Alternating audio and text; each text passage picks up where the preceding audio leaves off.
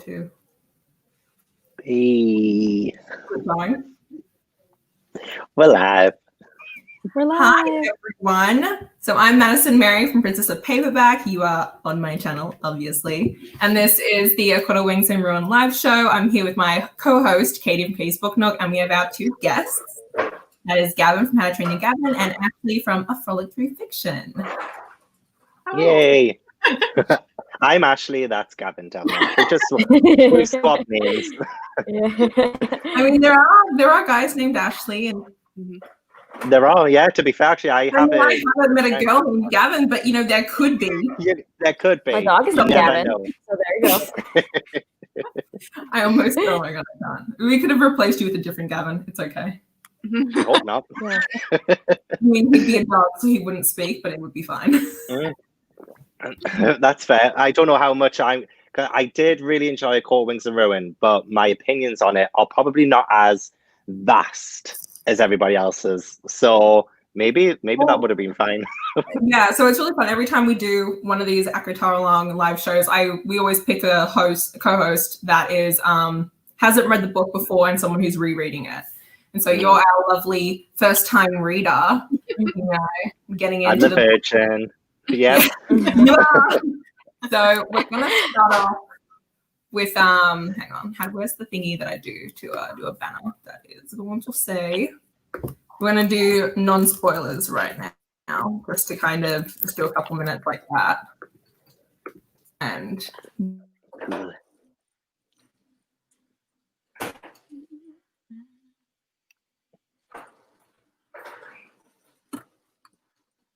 is she frozen?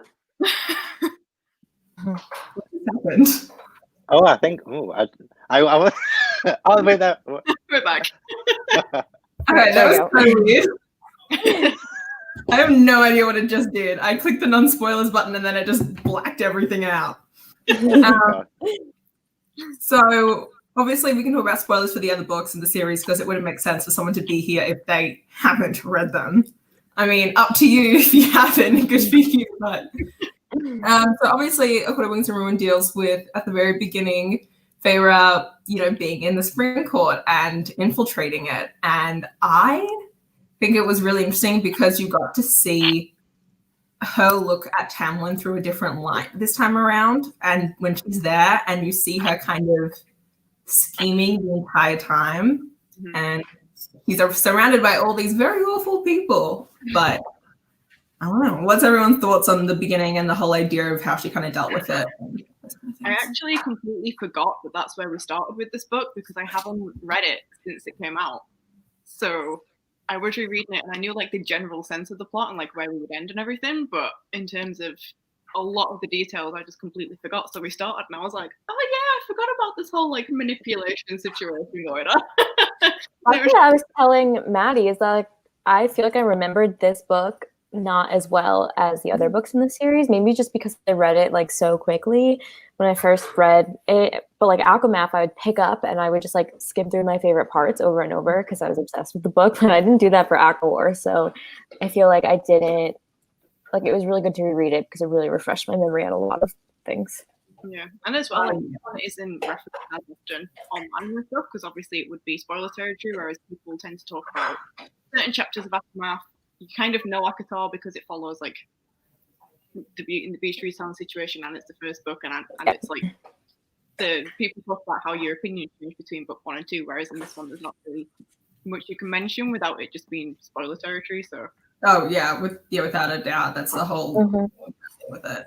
But I agree with you guys. It's interesting to reread it because this was also my first time rereading it since it first came out too. And I was like, I remember the bones of the storyline, but all the little details are really fun to like learn again.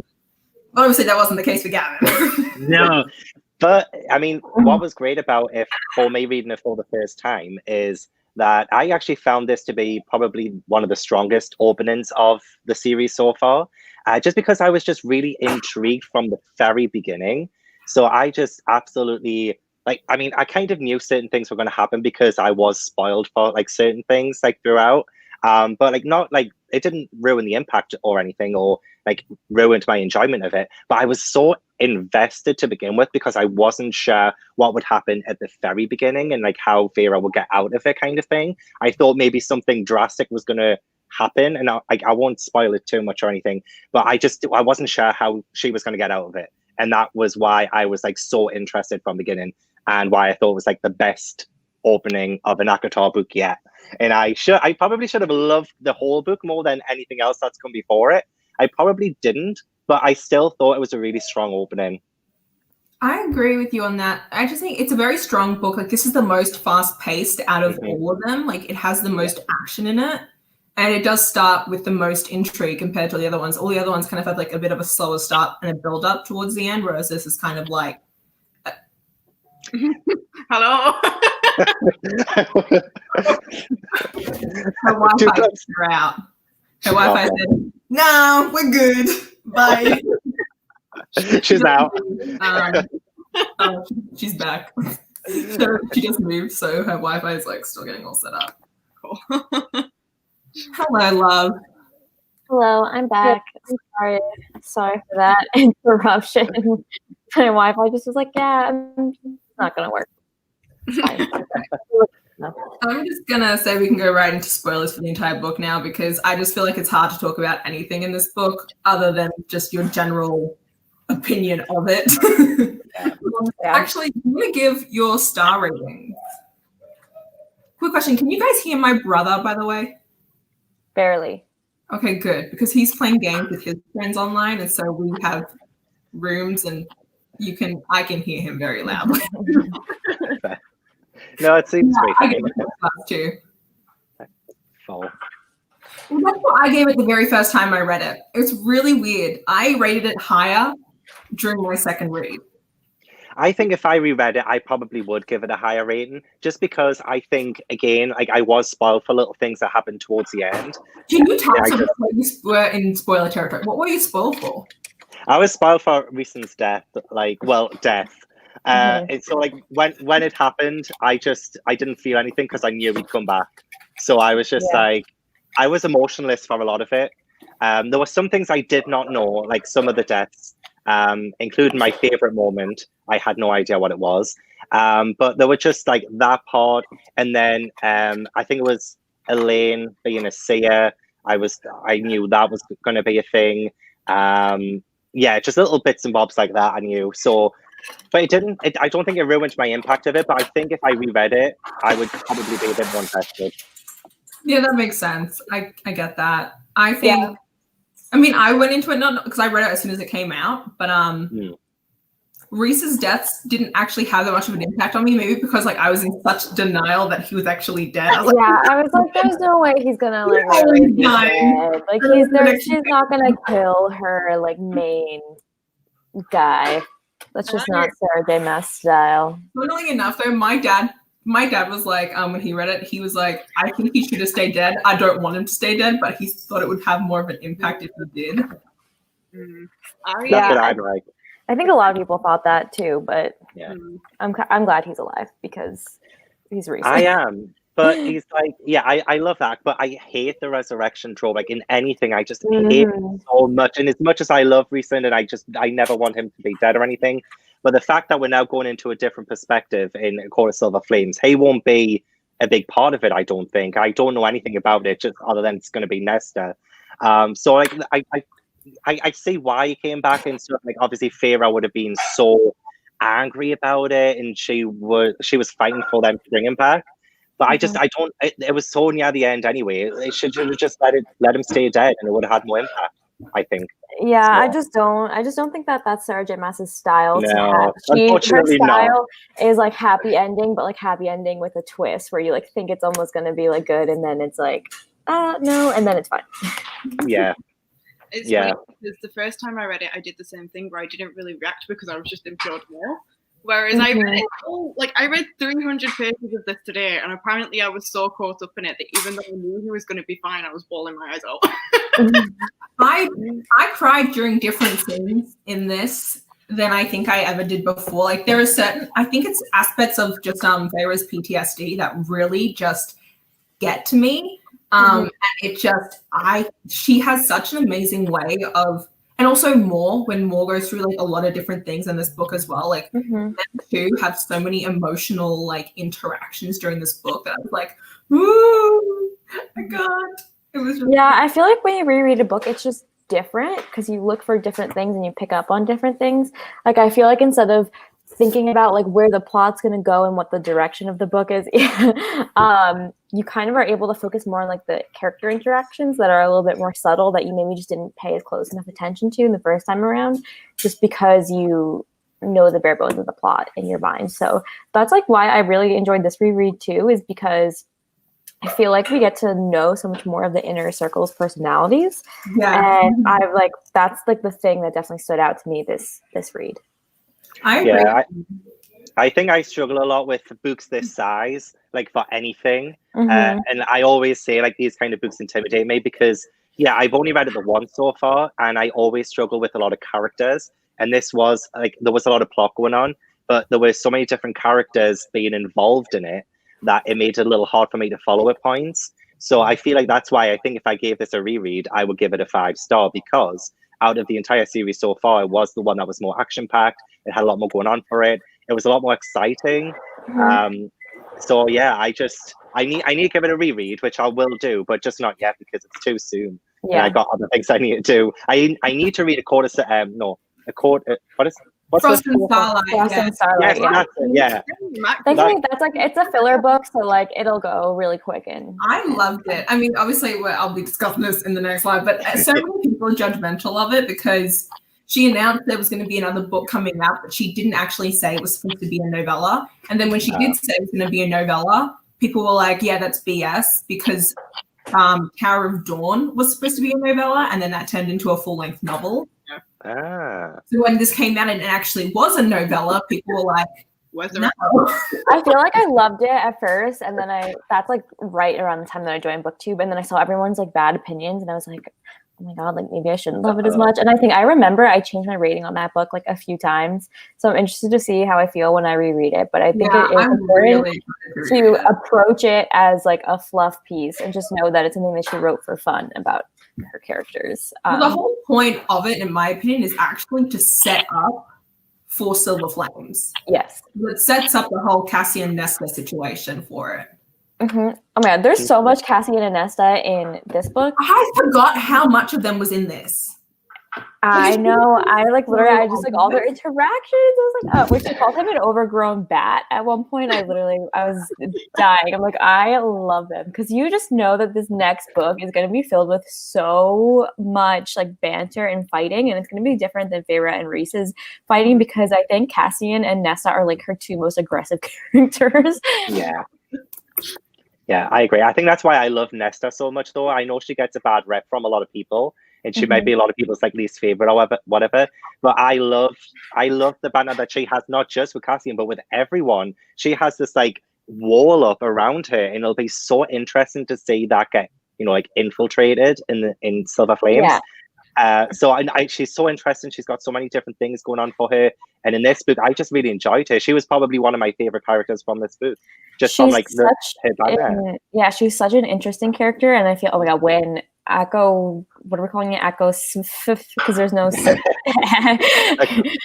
when that book comes out, I just feel like the internet is going to explode in like a Nesta dialogue where some people are like, she's inexcusable for her behavior and blah blah blah. Like, I don't think some of the things that she's done in the past that were like obviously bad with Feyre or they were in that whole situation are like necessarily excusable, but I don't think that means that like I shouldn't like her as a character, because I just think she's so interesting to like think about and like kind of observe her dynamic. And I just appreciate that we have this very different from the typical like woman character that's getting a book too. And she's not likable. And I don't think that people are kind of used to like in the YA literature sphere having completely unlikable main characters in their books. So and what's interesting, this is going to be the first time that it comes out like as an adult book. Oh, that's true too. It's like it's weird because it's like in the YA sphere of people, but like also it's not going to be marketed as adult. So that's going to be weird. I was was almost surprised when rereading this because the way that people do talk about Nestor, saying that she's inexcusable and cannot be redeemed or whatever, and I'm just like, actually, I don't agree. I think you do already in this book alone see progression in that, and like there's so many really sister moments. Like I teared up. Oh, when was it? I think I made a note of it. Hang on. I know exactly the scene where the two of them share trauma. It was when they managed to get Elaine out of the camp and they all meet each other and hug him. And I'm just like, my babies! Oh my God. I think Sarah J. Maas is really good at setting you up to be like, I hate this character and they're never going to be redeemed in my eyes. And then she redeems them. I mean, like, look at Reese in the first book. We were like, ew, this guy like sucks. Like, what is he doing to her? Like, he's like, like we have all the Under the Mountain stuff. And then in the second book, we're like, oh my God, Reese. So she really, I think, is good at like showing you something from like one perspective and then introducing another perspective that changes your mind. That's kind of also like with Eris a little bit in this book too, where like we've been like where we've heard about the story with him and Moore, and then it's like he's like this awful guy, blah blah, and then Eris comes and talks to them in Hume City, and it's like, you have no idea like what was going on, that like I couldn't help more, but like I helped Lucien get to the border of the Spring Court, blah blah blah. So it's always interesting how she kind of can introduce more later in the story to make you shift your perspective. Going off what Ash said about like the sister moments, there was that one moment. This is what stuck out to me, was when I forget what it was that happened, but Feyre ended up saying to her, like, oh, I can't do confined spaces anymore. Like, I can't do, like, certain situations, they affect me. And then Nestor looks to her and says, well, I can't have a bath anymore. Like, I can't go underwater. Like, it's just not something I can do. And then the two of them look at each other and they're like, okay, like, we're bonding here. Like, things are getting better. Someone just said, in the comments, where is it? Scarlet Ringcroft said the three of them have a maiden, mother, and crone feel to them. And then someone says the seer, the curse breaker, the witch. And I'm like, that's such a cool word. Ooh, yes. There's definitely some significance in the fact that there's three of them for certain. Because that's obviously like very powerful in a lot of anything, I think. Just Alex in the background. I just keep hearing him. Oh no, is it too loud, or is he just? No, he's fine. Don't worry about it. Yeah, he's making me steak. So. Oh, nice. A steak dinner on a Saturday night, fancy. Yeah, it's actually our anniversary dinner. Oh, happy anniversary! Thanks. What did you tell me? Why did I? Well, no, because we were supposed to go out to dinner last night, and then Alex was like, I don't feel like spending money, and I'm like, fine, then you can cook me dinner. Oh, bless you. This has happened on another live show. I can't remember. I think it was maybe Jade's anniversary or something. This has happened before. But I've had a live show. It's not our actual anniversary today, so don't worry. Oh, okay. Our actual anniversary was on January 10th, which a year ago that's when we went to the concert. Oh, that's what it was. That's what I was thinking of. We went to a concert on your anniversary. That's right. Well, it's all good. Yeah, no worries about that. It's fine. We were just talking about Eris and Lucien.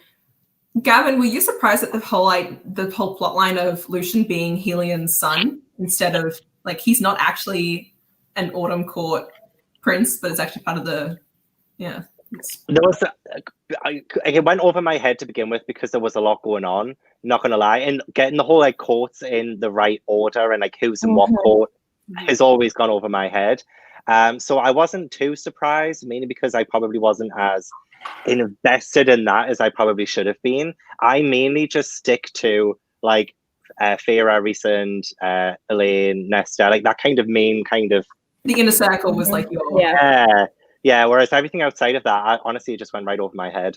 So I wasn't personally like surprised or anything because I wasn't expecting it to be a surprise.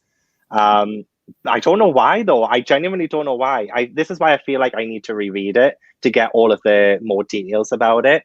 But yeah, I just this was my problem. Like I didn't really have too many like feelings towards anything outside of what happened to those other characters. Yeah. So like there were many moments where I was like, oh my God, this is amazing, blow my mind. But like I either have to have like a really physical reaction. So like it could be to Ianthe, who I absolutely despised, or Feyre, who I absolutely loved. You know, like it's kind of like I have to absolutely love them or hate them for me to have an opinion on them. So I just, that all of those kind of plot twists went right over my head because I wasn't invested in those. I was looking at something else, if you know what I mean. Yeah.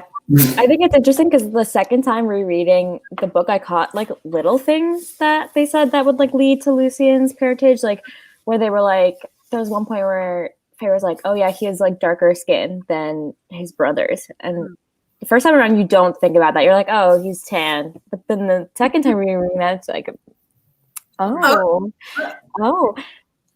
And the Helian's power, he's the spell cleaver, right? Yes, yeah, he's the one. So it's interesting because like I don't really get a clear picture of like how power inheritance works in this world exactly. Like we know that the High Lords have powers, but I don't know like how it works like amongst their like children or anything like that. They haven't really gone into a lot of the things. Yeah, so it's interesting that like Lucien has fire, but I also think how like his eye can see like spells and stuff like that. Like maybe that has something to do with Helian being his dad, that like he can have an eye with that ability. I don't know.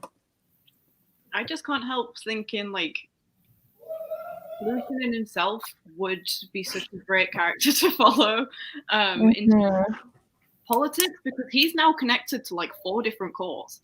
Like that would be a cool thing. I wonder if we're getting a Lucien book. We definitely will because of his. Okay, so this is what I was going to bring this up eventually, but you know how he goes and finds Vassa, the Firebird Queen, and then I made this connection this time around. I felt so smart during this reread because they mention how there are like, you know, there's the Bone Carver and the Weaver, and they're like brother and sister, and then they have a third brother. Yeah, and that's the one that's keeping her in the lake. Yeah, my Malfossa is at the lake, and I'm like, oh, it's the third one. And I wonder, like, okay, so I think we might get like, and I think A Court of Silver Flames is going to kind of determine what direction this goes in, but I think there's going to be like a book with Azriel, Elaine, Lucien, and Vassa, and kind of sort those 4 out because I don't know if Lucien and Elaine are going to end up together. I personally want her with Azriel. It's my personal opinion, but I like would rather have someone finally like reject a mating bond in a SJMaas book. I remember the first time I read it, I found it hilarious that, you know, Lucien's there just be like, you're my mate. And she's like, no. She's like, eh.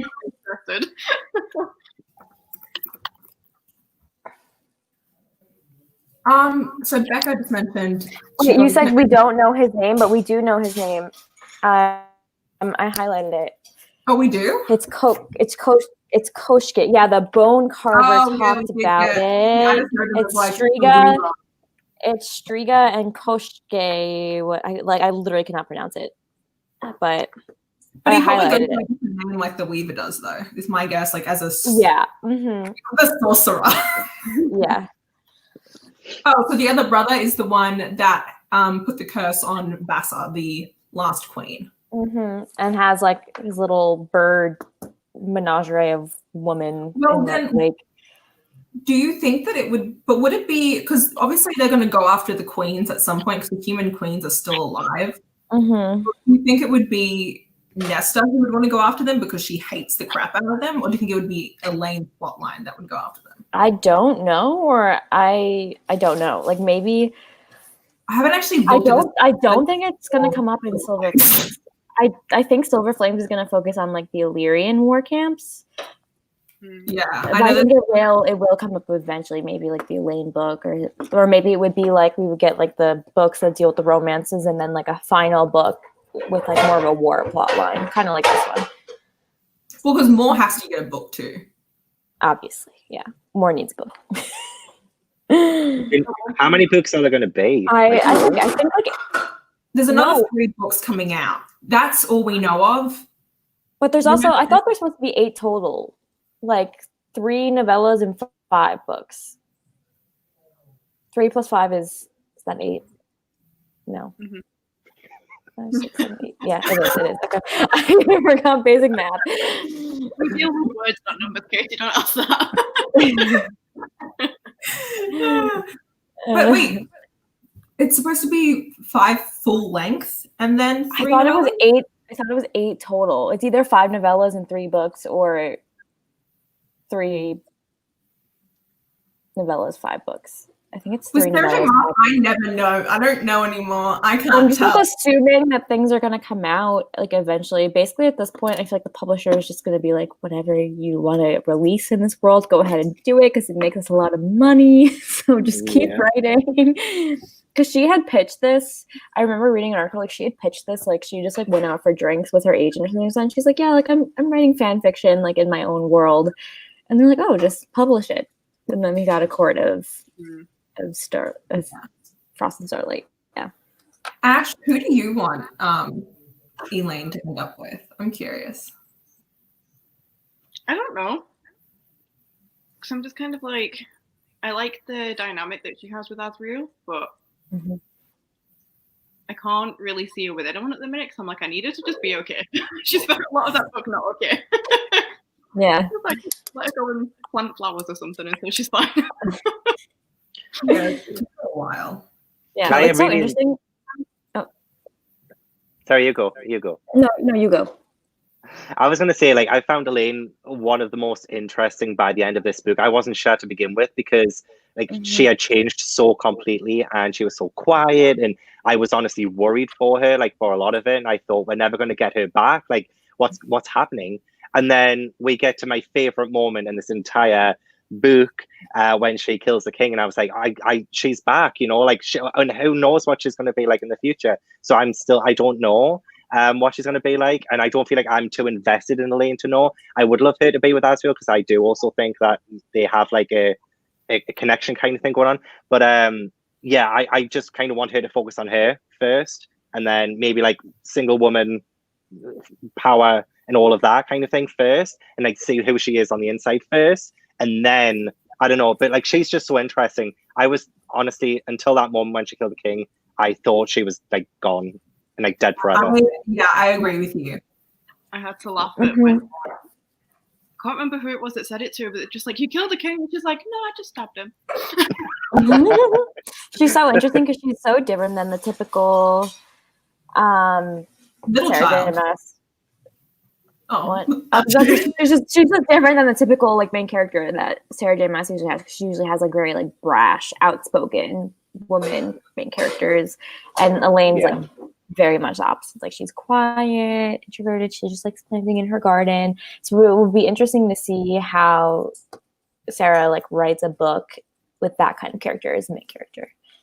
Yeah, because all of her characters tend to be very like confident and sex positive, and Elaine's she's very like herself. Yeah. Until the very end. Once she stabs the king, she gets a bit more of a backbone. But until then, actually, but now that I think about it, in the novella, she does have a larger part. That's the one thing I remember about the novella is that Elaine definitely has a lot more of a personality in it. Ooh, but, interesting. So someone says, who do you want more to be with? Because some people actually had a huge issue with the fact that Sarah J. Maas kind of just like threw in more sexuality into this book, but some people that is kind of like I know some people thought that maybe Sarah J. Maas just kind of like threw it in there as like a bone for representation because people like don't like agree with the fact that don't think that there's enough representation in her book, and maybe she just like threw in an LGBT character, but I don't know, because we're reading the second book, like I definitely think it's hinted at that there's like a reason that she hasn't gotten with Azriel or Cassian since then, but I think that it definitely like deserves to be explored more thoroughly for certain, and that I think if this was going to be the only book and we didn't think that there were going to be like any more books after this in the world, I would be like mad that she didn't get that chance to be fully explored. But if she's just saving it for like a book later down the road, then I hope we get it, and we get to kind of see like a better exploration of Morris' sexuality and personality and whatever else she's going through. Because, well, I guess this was something in the next book, so I don't want to spoil it. But there was definitely some foreshadowing to some sort of plotline with more in A Court of Frost and Starlight. Whenever we talk about like, oh, who do you want this person to end up with and whatever, I'm just like, I'm not placing any bets yet because I feel like we're going to come across a whole new host of characters.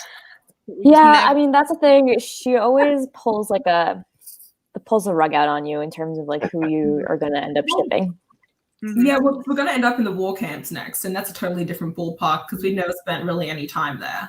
So that's going to be really cool to see. Oh my God. What if another box does a soap? Because we're going to have more Wingspan jokes. We just got permission to do a Summer Flames box with a Lumicrate. I swear to God, if someone flips something up again. Oh my God, that is just like the most iconic thing that has ever happened in book internet history. And I missed it all as well. I had no idea what was going on. It was before my time. I had to catch up on it all secondhand. God, I know. Cindy's video about it, I literally rewatch it to this day, just like when I'm feeling down, because it makes me laugh so hard. I had a friend who had no idea. Like, we were just talking about it, and we mentioned the whole like dick soap situation, and then there was just one person like, "What?" So we were like, "Right."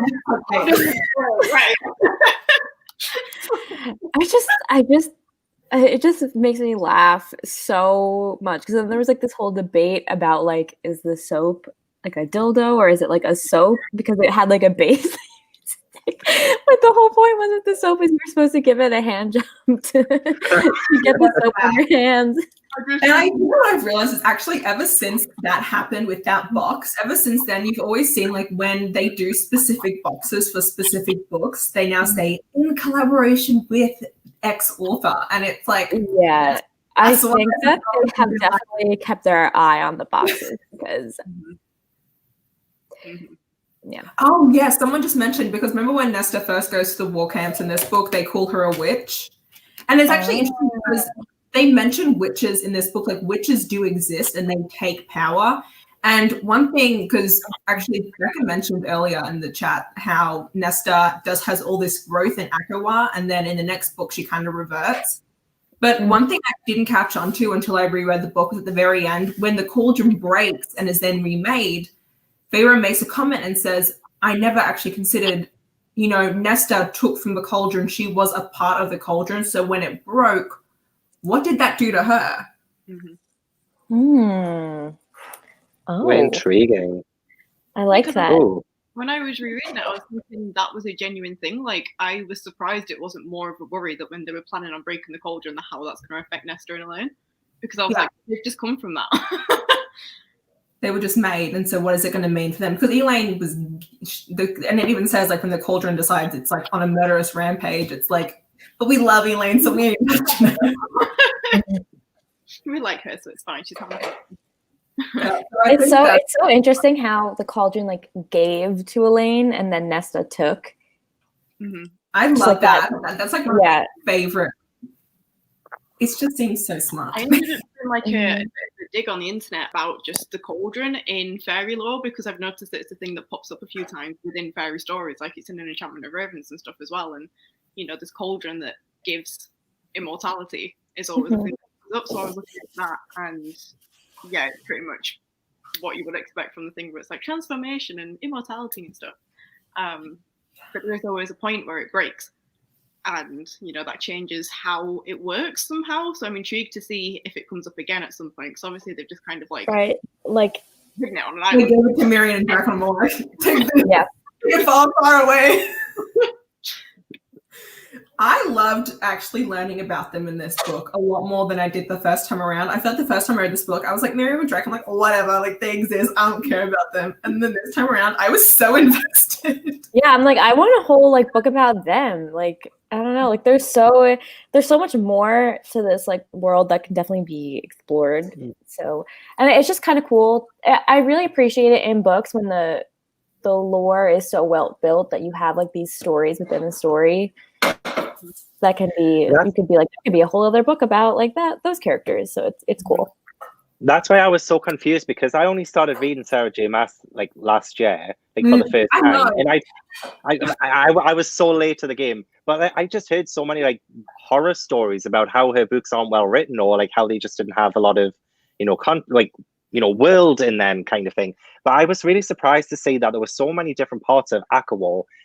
Like, say for instance, the Fairy Star with the flashback with Reese. I think it was like a war that happened when the wall was formed or something like that. Like, it was like hundreds of years before, something. Like, there were so many different hints to parts of the history of this world that was so intriguing that I would absolutely love to hear more about it in other, like, maybe more novellas and things like that. So it was just really, I thought it was really well built. And I'm quite glad that before I read Sarah J. Maas, people told me that they were rubbish, because when I went into it, I was pleasantly surprised.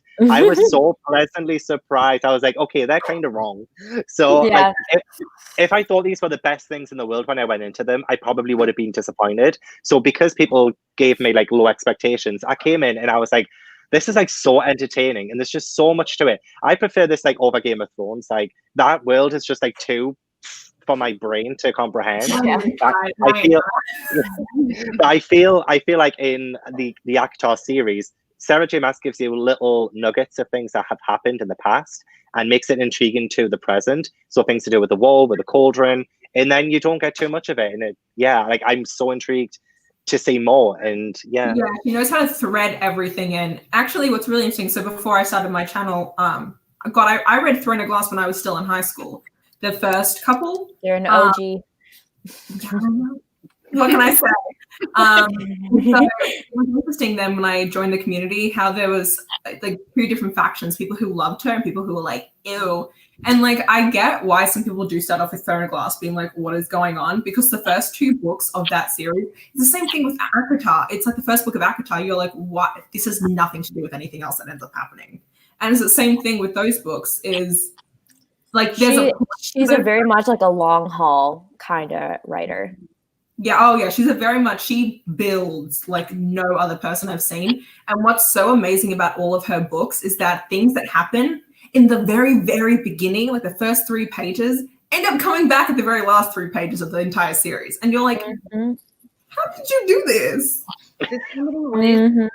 Doesn't let things fall through the cracks of her story, because one thing that I kept noticing through this one as well is that the fact that Feyre likes painting just keeps coming up, not because she is painting, but because something would happen and she would think that would be a great painting. It's like the thing with there was something with the bone carver and the monsters. Oh yeah, just like, what an image. That just moves on. Yeah, and if you think, like, if you're a painter, like, that's how your brain works, you're like, oh, I would like to paint this. Not that I'm a painter, so I can't speak for painters, but even I don't know. I like that. I like that Sarah J. Maas always kind of gives her characters like this central thing about them. Like for Feyre, it's like her paintings, and that kind of, I always found that her paintings very much like signified her mental state, like especially throughout ACOMAF, like when she starts thinking of paintings again, like that's how we knew that she was like recovering.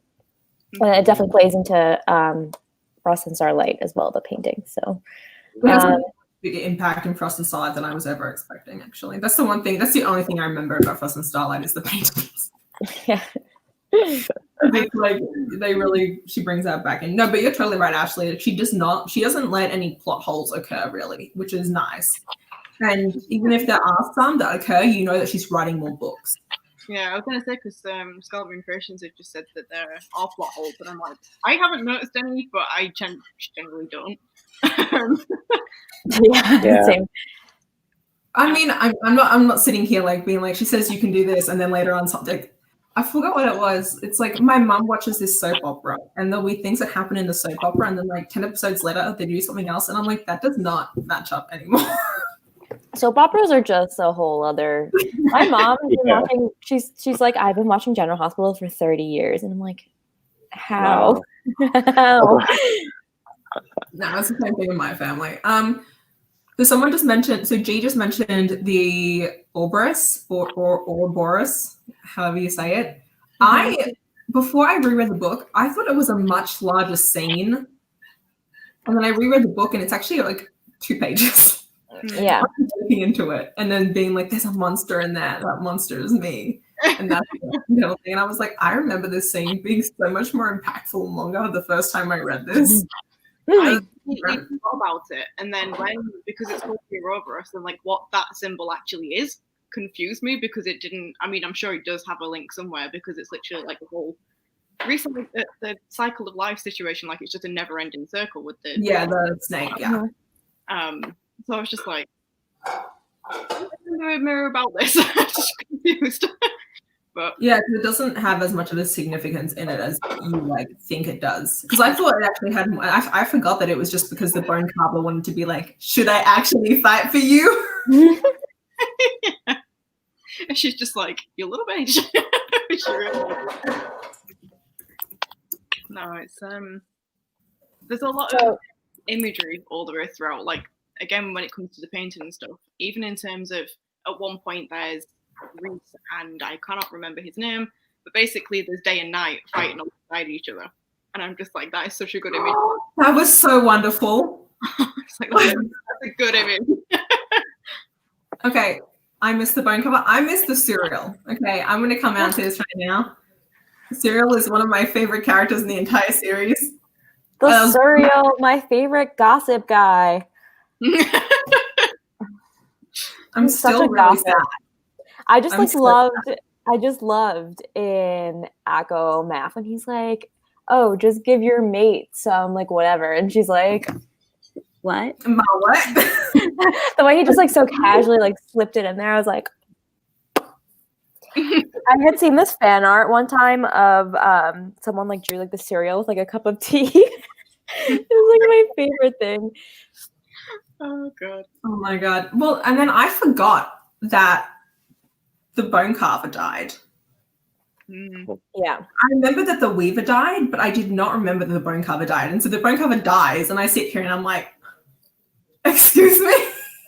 It's because so much happened towards the end. Like Yeah, I couldn't a lot of things track. happened at the end. Yeah. I forgot that Amren didn't die. I don't know how I forgot that, but I forgot that she didn't actually die. So you read the scene and you were like, oh. Yeah, I just thought she was gone, and I was like, wait, she's also back. See, I think as much as I do love Amren, I think it would have made sense to actually let her die. I think she should have stayed dead. Yeah. Because her sacrifice makes sense for her as her character. And also, not even that, but now she's back and she's a high fae. Like, she can't even do, like, the cool shit she could do before. Like, she doesn't. I think that's kind of the problem a lot of people had with the end of the book is that there's two resurrections, kind of cheapens it a little bit. If there was just one, okay. Yeah. And there's two. Yeah. I think Reese's resurrection makes sense. Amren's doesn't, especially because like I can't see Amren having a book unless it's an origin story. I can't see her having a book. Yeah, I don't really see. Like, I feel like Amren should have died, and maybe she like was going to kill Amren off, and then was just like, oh, I can't do it. I Can't reckon do it. see a lot of Amren in Nesta's books. I feel like they're going to become besties. Oh, right. Yeah, maybe like Amren will help her with her powers and stuff like that. But she can't because she doesn't have her own powers anymore to help her with her powers. No, but she can still teach her. But I don't know. I also wonder if Amren will have a link to like the other worlds.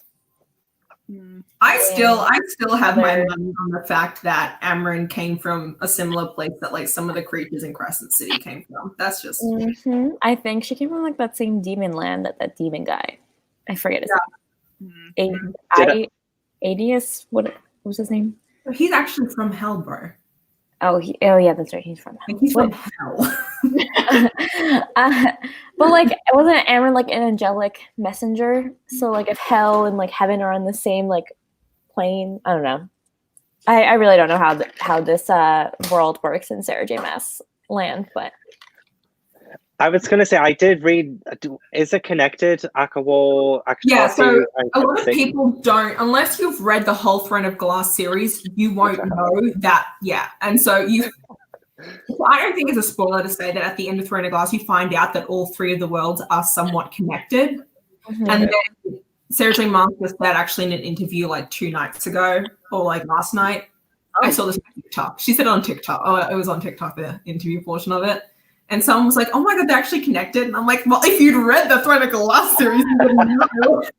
It's like it's She has, I call it the Maas verse. It's the Maas multiverse. Yeah, That's a good. I like that. Definitely. Mm-hmm. Sarah did ask, contact me if you want my help copywriting that. There is a book of like Sarah J. Maas as well coming out, like The World of Sarah J. Maas. Right, that keeps being delayed. Yeah, and I think it's because she just keeps adding more to it, so it's just not going to be finished. Well, it was supposed to have like stories of the Throne of Glass characters like 10 years after. The World of Sarah J. Maas was supposed to have like epilogues to the Throne of Glass series because she's done with that, and now we aren't getting it because she keeps like I know people who pre-ordered that book back in like 2018. Waiting. Do you ever get your money back on that? Oh, I didn't pre-order it, thank God. Like, well, like, I wonder if because like I had known that it, because they were getting illustrations for it, and I heard that it was like something to do with like the illustrations being delayed, but at this point, like it can't be that. Like there has to be like something more going on, or maybe she's just holding it back because now she's like, what if I can connect it to my other worlds, and maybe it's just not time yet. Like one of those like really like what are those like? You guys ever had those like monster books or those like encyclopedia? Yeah, they're like big square ones. I had one for Game of Thrones, and then I was like, I'm never gonna read this, and so I yeah, it would be like that. I feel like she could do definitely something like that, like a big coffee table book almost. I would take that. I bought the freaking card game set. Like, oh yeah, I was meant to buy that, and like I didn't. I bought it because the pre-order was this really nice poster. Do you want to bring the cards when you come visit me and we can play? Oh, I meant to tell you, I'm not sure if I can come because Ethan is leaving next weekend before he goes back to college. So I need to like just double. I mean, my mom's probably watching right now, but I need to clear it with them first. Okay. Anyway, in case anyone was curious, I've heard that Throne of Glass game is like really hard to play. Yeah, she made it really not easy. Like it's complicated. It's not like Go Fish with Aelin and the gang. It's complicated. Anyway, was there anything else I want to talk about with the book I'm just looking at with when it came to me rereading this, I totally why are you in my recommended? What? I have no idea what that comment means. I forgot about the Faebane poisoning at the beginning of the book. Yeah. She was getting all these headaches. She wasn't feeling well. She couldn't connect to him. Me and my dumb ass, that was the biggest surprise rereading this. It goes, "You've been poisoned," and I sat there and I go, "She's been poisoned." Yeah, I forgot about that. I didn't get it. I didn't get it. I thought she was pregnant. Like willingly poisoned her. The way that she like manipulated Tamlin and Ianthe is just like so good because they're so typical in their. Oh wait, this is one thing I really want to talk about now that I remember. The fact that like Feyre manipulated Tamlin to a point where he was like emotionally exploding, and then she let herself be harmed by him because she didn't put up a shield this time that he exploded. Because remember in the second book, he like exploded in power, but she was shielded, and then after the fact, she realized that it was her own shield and he would have hurt her. So this time she led the same kind of emotional buildup, and she was manipulating him, but let herself be hurt by him so that people in his court like wouldn't like him anymore. And I'm like, that is insane. Next basically level. Exposed him as an abuser because he literally hurt her. Well, because that's the whole thing that I was looking at with the whole idea of like being in an abusive relationship is that people, when they abuse, like physically hurt someone, they do it so people can't see, or if they get healed and things like that. And that's what happened the first time around. Well, I don't know what the fuck's going on.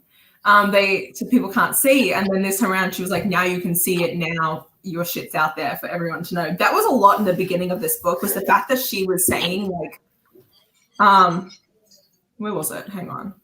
It was like a really good quote. She like used Ianthe and Tamlin's like abusive tactics against them to get the whole lot thing, but she was saying like, how many others had seen the truth of my suffering and tried to spare it, seen him in yes, like they like tried to stop Tamlin, like when Lucian took the ring, so Tamlin wouldn't be mad, or like Alice does like I hear it all the time. I do hear that all the time. You're not wrong. It didn't occur to me until I saw that, and then I looked at it, and then I kind of went into my brain for a second, and I go, "Oh, that's true." You don't know it till it's pointed out. Yeah. I am Lin-Manuel Miranda.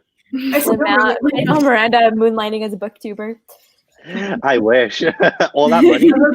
Why can't I buy more stuff? Then I could actually sing too. So Ashley has an amazing voice. Ashley does. Just, not to embarrass you right now, but just throwing that in there. I look harder now, just like, okay, keep going. You're like, bye. Let's not do this right now. No, but the beginning's really interesting with all of her emotional manipulation that she does. But it is interesting because I will admit, I did still feel kind of bad for Tamlin at the end when he visits them all, and he's like, well, at this point, what the friggin' hell do you expect me to do about anything? Because it's not like I got anyone left to help. Mm-hmm. I was like, what do we think about Tamlin? Because obviously half of the time we're just like, well, he's a dick, but he does have the redeeming scene with the hounds, which is one of the most I have read in a long time, because that entire thing of just, she's running, she doesn't know if she can actually fly properly. Asriel's injured and trying to carry the two women, and I'm just like, oh my gosh, she's just going to jump off a canyon and hope for the best. I agree. I loved the whole where we learn about Nephilim and her whole storyline too, and how and then she's like, this is my Nephilim moment when she takes off, and her learning to fly just overall. I think that was a really great part of this book because it showed a lot more of Asriel's personality. Mm-hmm. We've seen bits and pieces of him throughout the series, but it wasn't until this book that we actually got to focus on him and kind of see more of his vulnerabilities, where he's like, I'll teach Feyre because you guys learned to fly from a young age, but I was literally caged as a child. So the story's so sad. I forgot how involved this last book was with all the inner circle and how much more we actually got to see to do with them. Yeah, I'm interested to see. I think that Cassian and Nessa book is definitely going to bring a lot of Elaine and Asriel into it, just because of how connected they both are to those people, and we'll set the stage for the next book in this. But yep. I'm so funny.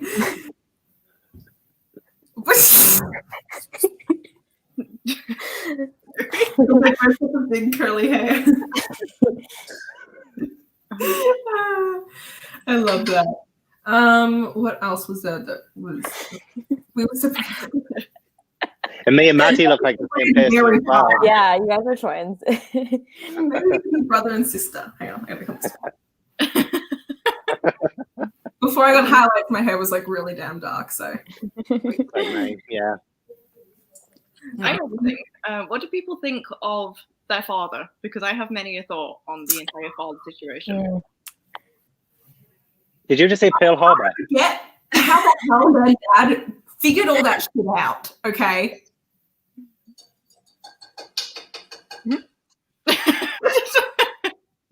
What is happening? I don't know. You just made a grand statement and we all for us.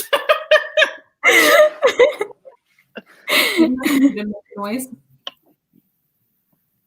Just carry on. It's fine. Nothing. So the dad is definitely really interesting because he is pretty much like an absentee father for the beginning of the series, since he pretty much just neglects them, right? Lets Feyre go out into the woods because he's depressed that he doesn't have use of his knees. And I guess that's kind of at the end is his last ditch effort to make it up to them. I don't know if it completely excuses him, but at least he died for a good cause. But yeah.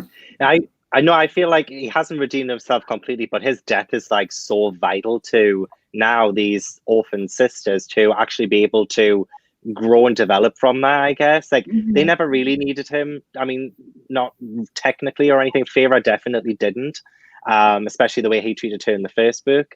But I think it's like that turning point that they needed. So I would have been really interested to see another book from Feyre's perspective, to dealing with the father's death, to see how that would affect her. I feel like it's definitely going to affect Nesta and Elaine more than it will Feyre, which is why I'm interested to see like what would like come from that. But yeah, I don't know. Like I found that to be such a great moment as well in the book, and then obviously bringing the sisters together too. It's just Also, I also thought it felt a bit random too. It was the whole aspect of here comes the cavalry and kind of bringing like all these like, because she always does that in like her last books. It's like always like she brings back all these characters and is like there to save the day. So I get it, but like the one thing that didn't make sense to me about it was like how he ended up being a part of some insurrection, and I'm like, how did he become part of it? He didn't do anything. Yeah. So away from everything, and then he magically got a part of everything. Like, I feel like if we'd understood how he became a part of this like revolution, then I would have gotten it. But he just there's just like no build up to it, and all of a sudden he's like, I'm here with these ships and army people. I found that. I'm like, how did you find her? Well, that's like a large reason why I mentioned it, because to me, I think this is one of the only faults that I would say about the book, because with the whole father situation, I genuinely feel like a lot of that was just down to convenience. Like they had a parent and he needed to help him, so he went sailing somewhere, and then he came in at the end and then he died, because how do we deal with him having now 3 fairies for children? Because otherwise it would be like, so what do we do with the dad now? All of his children are high fae. I kill him. Yeah. What else would he do? But, yeah, I guess that if they didn't do anything about him, it would have been a plot hole, like what happened to the dad. Mm-hmm. But then I guess if she's writing other books in the series, like he could have come back in Nesta's book, because I do think that in Nesta's book, we're going to see a lot of the history of before Feyre was born, because Feyre barely remembers her mum, but her mum wasn't a good person either. And Nesta definitely remembers her mum and her dad before everything, and before when they had money and things were good, and then she remembers everything shitty that happened afterwards. And so I think we're going to learn a lot about like how she became who she was and the reason why she ended up being such a bitch in the beginning. So I think that I think that the father died more so for the character development of the sisters than anything, just so that grief can kind of be explored. It's like, how do you grieve for someone that kind of like was neglectful to you? I genuinely wish that he had. Okay, babe, what is Alex doing? Did he? Is it really loud? That one just was, yeah. Sounded like he dropped everything in the kitchen. Oh my god, I feel like it's sounding probably louder to you guys than it is to me, which is just insane. Like how is this little mic picking it up? I was going to say, I feel like the mic actually might be picking it up more. Oh well. You're just used to it. You're used to it. Yeah, it's fine. It's almost done. I genuinely wish I've never seen, basically, there's always this thing when it comes to immortal stories that, what do you do when one of the people isn't immortal, and how do you deal with that? And I genuinely just want somebody to actually tackle that. So I think it would have been incredible to see, because obviously, like with more books coming out, we're going to pass over a certain amount of years. We could have seen him age and die and them have to go through that. And I think that would have been such a good storyline. I would have, yeah. But, yeah. Have you ever thought about fan fiction, Ashley? I love the fan fiction that goes into the dad being. I would worry about that person who creates that. I mean, like, that's up to them, but I'd be like, why did you? Hey, I'm interested. I'd read it. No, that's really interesting. Yeah, I would have loved to have seen how he would have coped with that. But I guess Sarah J. Maas just realized that he wasn't useful for her story, that she wants to take Nesta and Elaine and Feyre, I guess. But I would have loved to have seen that. I would have loved to have seen that. When in doubt, throw them out. Exactly. I mean, hey, it happens. But I know. I think I also wonder if he wanted to just have like some sort of like monumental death as well, and that was like one of the deaths that he did do. Even though like it didn't have much of an impact on us as a reader, like in that universe, it probably was like a big thing. Because someone had to die. There was a massive war and barely anyone died. Yeah. Yeah, I That's would have been why so confused. I think like Amran should have stayed dead. I think that would have had more of an impact. She couldn't have killed. No one else could have been killed without it being like more of a dire consequence. Exactly. It's not really true war if people who you love don't actually like fall during it. I believe the same kind of thing happened with Game of Thrones.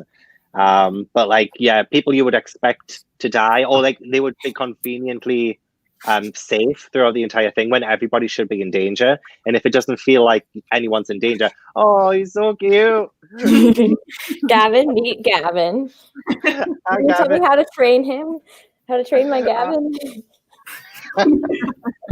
I don't know how to train myself, so we can learn together. Hi. Oh, Say hi. so cute. Yeah, so that's my thought. I can't remember what I was saying, but yeah. No, but what you were just saying, it's interesting. So she wrote, obviously Wings and Ruin came out before the last Kingdom of Ash for Throne of Glass series, and I think that she understood in this one that in the final battle, she didn't really kill anything significant, and then in Throne of Glass, like, she did do that, and I sat there and I was very offended, so it's a two-way street. So if she hadn't done it, we would have been complaining, because if she, I haven't read Kingdom of Ash or anything, so if she had have done it in this, I feel like maybe it would have been too much for her fans, like killing too many fan favorites at too much at a time. Maybe I don't know. I don't know if she even thought about that, but it did feel a little bit safe. She'll definitely be going a lot more brutal in the Crescent City series, I think. I hope so. I loved Crescent City so much, so I hope so. I want to be torn apart. I want to be torn limb from limb. I feel like it's gonna be. I think it's gonna be the craziest series yet, with all the plot twists and all the characters. Like, she did a lot in just one book in that one. Like, I've never read anything that just completely turns me around like that book. It turns me on.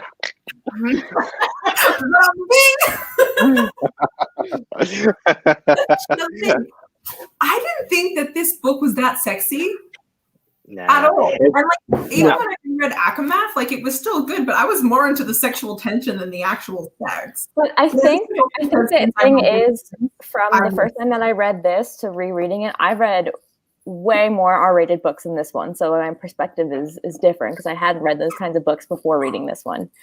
Yeah. So this was the first time I was like, oh my God, what are they doing? And now I'm just like, I read so much more than this. I think it's a great intro to like smutty kind of content. Yeah, a bit of erotica. I definitely felt ACOWAR. Oh my gosh, it got me a little bit hot and bothered. But yeah, when I was reading this one, it just wasn't as. I was reading it. Tamlin in it. I know, like it weirded me out. It weirded me out a lot. But even the tension between Feyre and Rhysand, I also thought wasn't as, because they'd like kind of already done it in ACOWAR, and it was a sealed deal. They're married, so like now it just becomes tame, and I just like. I mean, I know. Then you know what? You'll be happy with the Court of Frost and Starlight 100%. Okay, Yeah. That's good. Yeah. Then you'll be a little happy camper. Okay. Yeah. No, I know. We shouldn't really like base it off it. Like it hasn't affected my rating of this book or anything, because it's just like a little side part of it. Just adds, I guess, to the characters. Yeah, I feel like it just adds to a nice addition. But yeah, I definitely thought it was not as him. But I don't know, because I wasn't expecting it to be all out, like balls to the wall or anything like that. It was just it just was a little bit of a step down from ACOWAR in that. So yeah. Yeah, I think it's kind of like a balancing act of like, okay, like you want these characters to get together, but now they're together and you don't want to like make their relationship like the main focus. Like the main focus of this is for a war. So it's Yeah. like an interesting balancing act to like in books for like once your relationship is established, how do you like keep that tension? Do you like focus on something else? So I feel like she tried here, like she put in some scenes here and there, some little flirting, but it's definitely not that same tension of will they, won't they, like they're flirting with each other. Oh my God, are they gonna do it? Like it's just different. I feel like, yeah, this last book was more about like finishing up the plot than anything else, and like kind of gathering the armies. Putting everything together. What did Fair. The human guy, was he called Grayson or something, that rejected Elaine? I have never wanted to punch someone so hard in my life. Right, he was so rude. I can't. Yeah. Like, Elaine that entire does not have great taste in men. it's just like that entire the amount of scenes we have that just show Nesta's restraint, because it's always just like you can see the anger in her eyes and she's just like walking away. She's like, she could just wipe out this entire world. I'd love to say it. I would love to say it. Mm-hmm. I wonder if we'll actually see more of him, because he's kind of going with Jury now and they're kind of being like the human consorts between everything. So I don't know. Yeah, I don't know. What if that? Bye.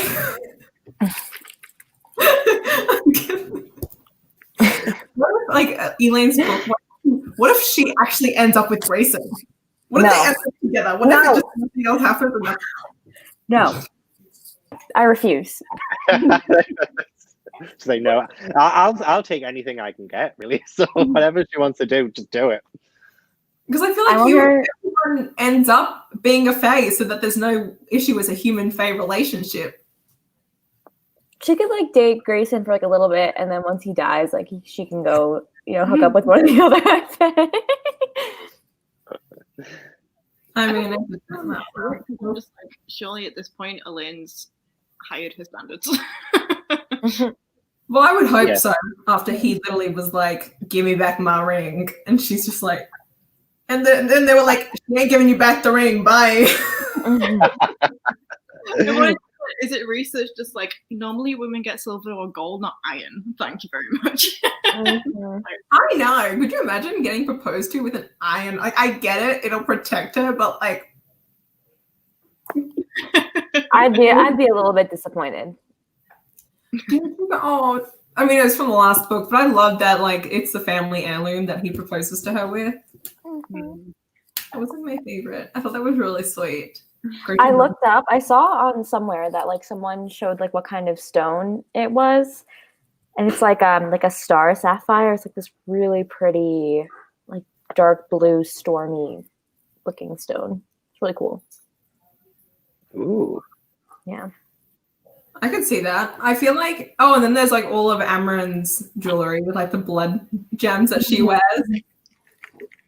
And then, what do you think of her and Varian? Because it's an interesting romance that they have kind of going on, but it's like the sub romance of all the other romances. It's like there was one line which just killed me, because I was like, I wasn't really bothered, but when she's about when Amren's about to do the whole unleashing herself situation, and she's just like, I watched Humans Love and I never really understand it, but I started learning with you, and I'm like. I know, and then she's like, so now I'm gonna go die. And I'm out. Like, I liked the whole idea of her. It was interesting how everyone in this series seems to want to sacrifice themselves for everyone else. Like, Farrah was ready to sacrifice herself. Reese literally sacrificed himself, and Amren sacrificed. Like, they're like, it doesn't matter if I die if everyone else lives, and it's just like. There are so many selfless people, and Cassian, especially when Farrah, I forget when she ended up going to the spring court and then she comes back, Cass is like, bro, why would you do that? And she's like, I wanted to save you guys. And he's like, yeah, well, Reese pulled that shit 50 years ago. And we were not cool with it then. What made you think that we would be cool with you doing it now? And I sat there and I was like, damn, I never thought about how much it probably affected everyone that he like sacrificed himself for all of them for all those years. And then you really see this book, like how they all have trauma from it too. She became a demon princess. Her true form. What do you guys think that Amren's true form looks like? I think an angel demon princess makes a lot of sense. Yeah, I'm really bad at imagining anything, so I'm just like. Yeah, whatever Sarah SJMaas decides. It's probably on the day that she writes it, to be fair. Oh, Kitty as well. Yeah. Oh, Zelda. Hi, Z. Oh, that's who I imagine her as. A cat. You know what? Are there any animals in this world? I can't recall. There are dogs, but like Hunted. Yeah, she hunted, and That was in the like human crossover part though, so I don't know. yeah, I feel like everything about like animals and like lesser fairies is very vague. yeah, I feel like we really haven't learned anything about like the other phase. I do remember actually it's right now, how we actually ended up seeing Reese's true form on the battlefield alongside Gillian's. Like the two of them transformed into their like, you know, they transformed into their like forms, like they're monstrous beings. That's true. Oh, there was the hounds that she was being chased by. Oh, and then someone said they had horses. They do have horses. That's true. Yeah. I want more cats though. There are cats in Crescent City. Yes. He was a cat. Yes. And that's why I love him. And I want him to be mine. Can we just like talk about the fact that everyone in the world just kind of ignores the fact that it's called House of Earth and Blood and it's just Crescent City #1. It's Crescent City for us, yeah. And when the second book comes out, I'm going to be like, Crescent City too. Nobody has time to say House of Earth and Blood. It's just too long. No. Well, because you can't shorten it to like ACOWAR and things like that. It'd be like It would be Hobab. Hoab. I like that. Like I'm not gonna be like, I love Hoab. No. Well, the same goes for Report of Silver Flame because it's just like It's Echo. I think call it Silver Flames. It's the easiest way to go about it. Yeah, Silver Flames. I mean, like, I guess you could call it like Echo Saf, but like it's just not the same. Without But then that it's just flip around of Echo Fast. just because Court of Flame is silver? I thought it was in Starlight. Oh, right, yes. I know. Yeah, I don't know. It bothered me that they got rid of the end. It's just like, why? Hang on, where's my laptop charger? Don't run out of battery. I thought it was the same. I better plug mine in too, actually. There we go. I never know. Like, I don't know. My battery is weird sometimes. Oh, I can see my pop-ups. Oh, yeah. But they keep coming out. So if I end up coming behind on the conversation, it's probably because my AirPod disconnected. It seems to be going fine, though. It seems to be going fine. But not trustworthy whatsoever. I know. Someone said that they prefer ACOWAR over Kingdom of Ash. I mean, Gavin can't say anything about that, but now I'm just thinking as like a final. I like them both. They're just like different. They're very. But, you know me. I'm not particularly very picky with anything. I rate lots of things 5 stars, so I like them both. I very rarely actually finish series, so. Same. When I start Throne of Glass, it'll probably take me like 5 years.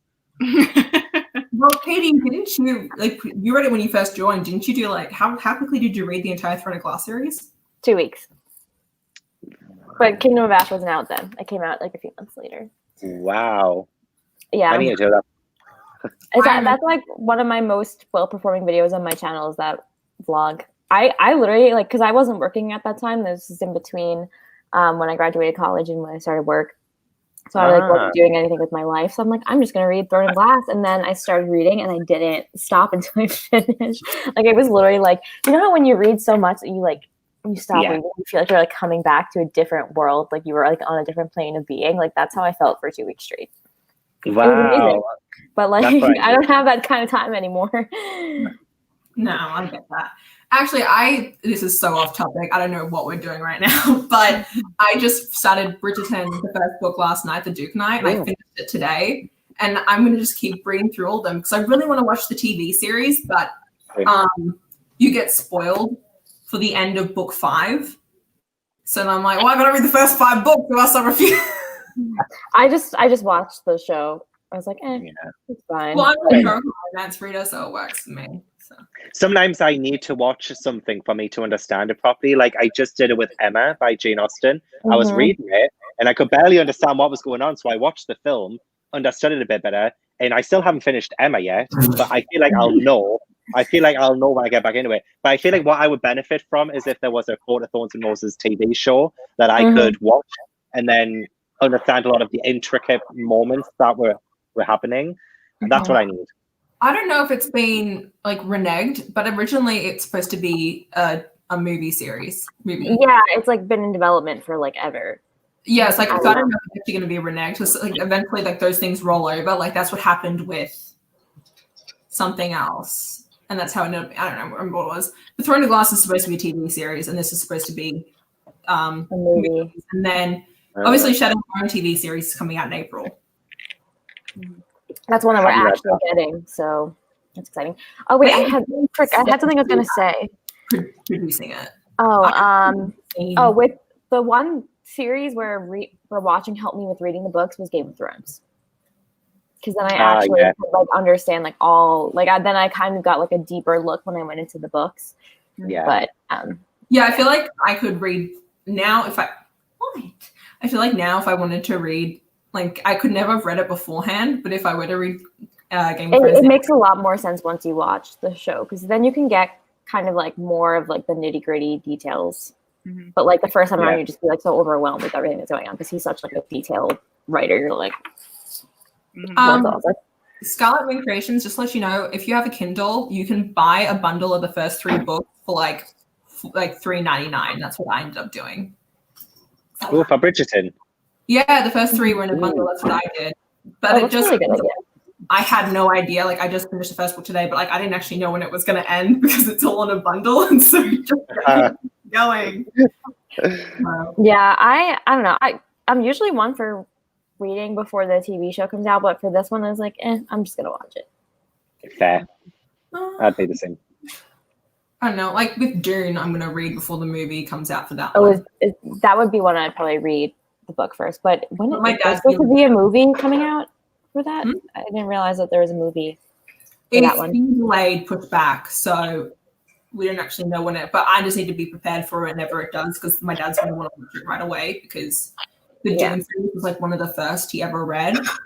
He read them as they came out, and so he's like, "I'm watching the movie right away. If you're not ready for it, it's not my problem." So I'm like, yeah, I mean, I would probably be motivated to read it once I knew that it was coming out.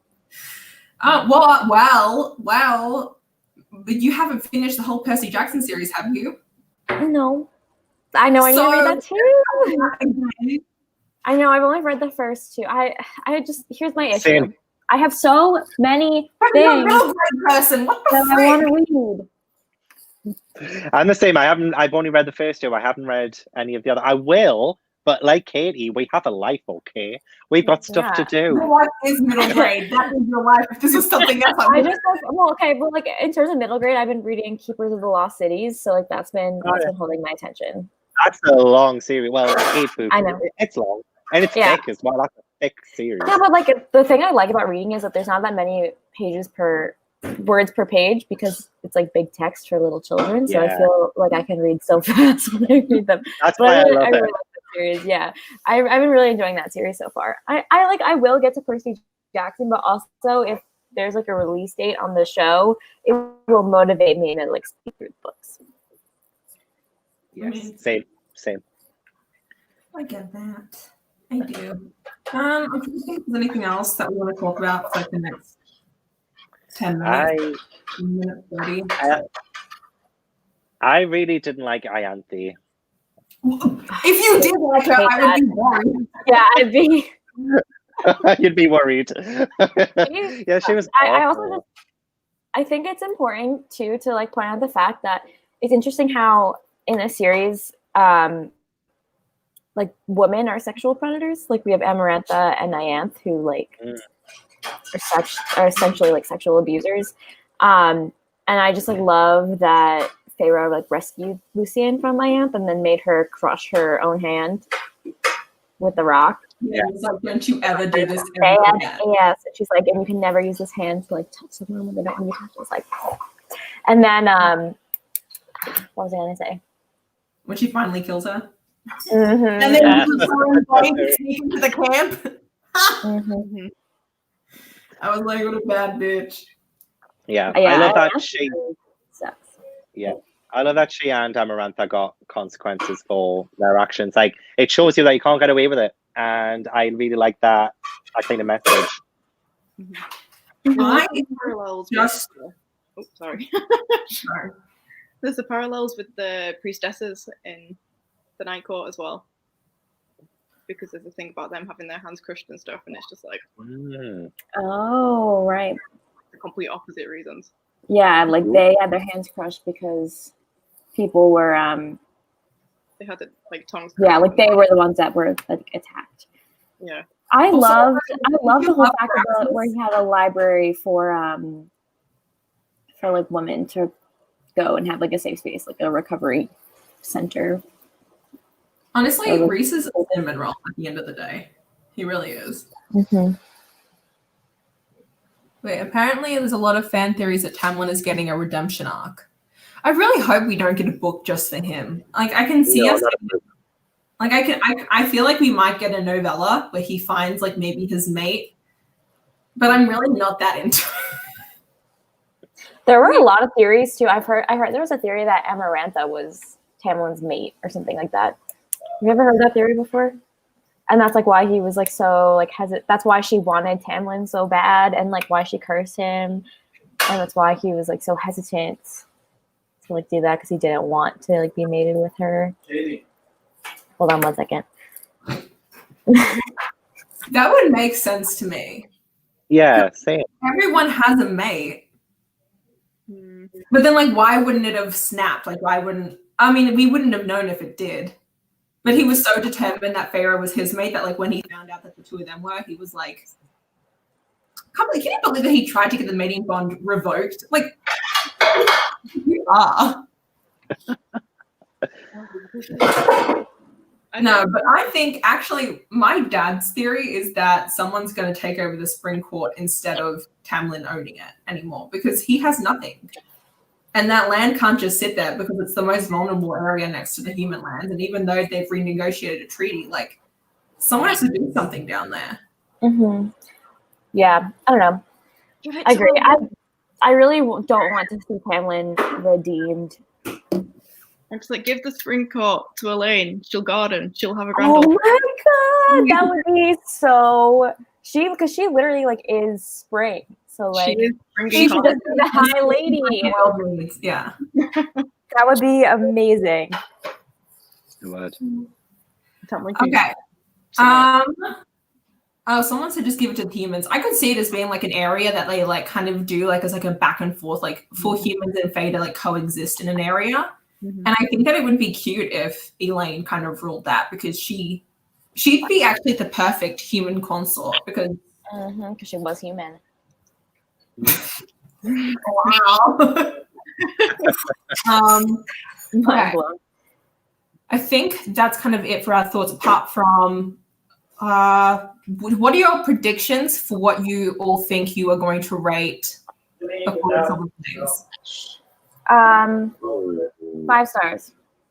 Probably 5, because I feel like I'm in that headspace where I want something to just like overtake me and help me escape the world. And SJMaas is perfect for that. So I think I might give it 5. I feel like I'd give it a 4 just because it's really hard for short stories and novellas to win me over that entirely. No, I think it's going to be... It's 700 pages long. Oh, I was thinking of the novella that we're reading next, so I haven't read it yet. Oh, you haven't read it yet. No. Yeah. Although that I can see.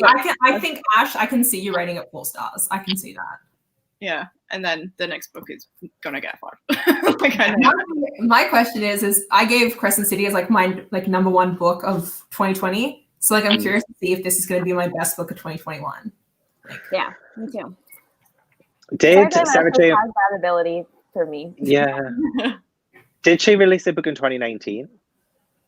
Or was it 2018 was the last one? 2019 was no. Yes. Because I just wanted to know if maybe she was your favorite book of 2019 as well. But if she didn't release on that again, the book that year because Kingdom of Ash came out in November of 2018. Oh my god, but it was already that long ago? Wow. No, 2019. No.